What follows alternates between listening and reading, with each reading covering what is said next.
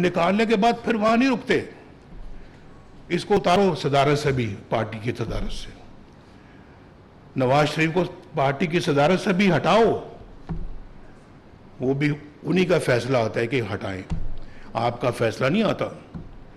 इस CWC का, general council का या पार्टी का फैसला नहीं है, वो फैसला सादर कर रहे हैं आपकी जगह पे। आपको क्या इख्तियार है भाई? क्या मुझे पार्टी की सदारत से आप हटा रहे हैं? उसके बाद फिर अपना वो भी नहीं। अच्छा, अभी ये जो नैब का जो जज है, इसको ऑर्डर दिया जा रहा है कि 6 महीने में इस जाली केस का फैसला करें, और जस्टिस एजाजुल एहसन को उसका मॉनिटरिंग जज बना दिया। तो हमें पूछते हैं, बेटे तक तनख्वाह नहीं ली, डालो जेल में, डिस्क्वालीफाई करो।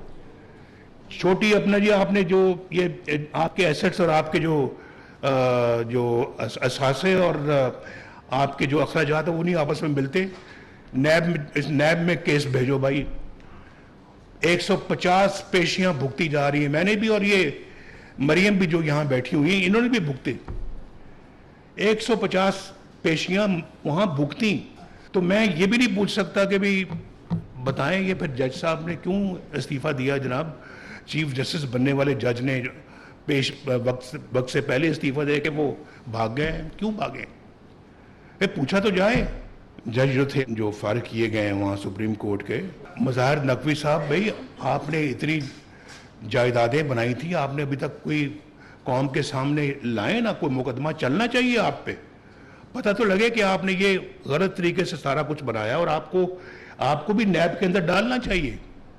आप भी नैब भुगते हैं, हम सब ने नैब भुगती है, और बेवजह भुगती हैं, बेवजह भुगती हैं।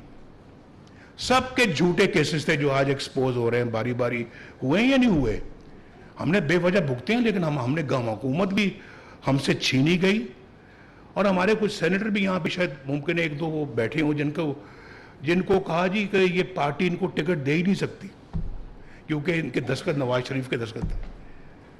तो नवाज शरीफ साहब चूंकि सदर नहीं रहे, लिहाजा इनको हम नहीं मानते। इनको मतलब ये कि 2 टूट जाएंगे बंदे उनसे, लेकिन वो टूटे नहीं, वो साथ ही रहे।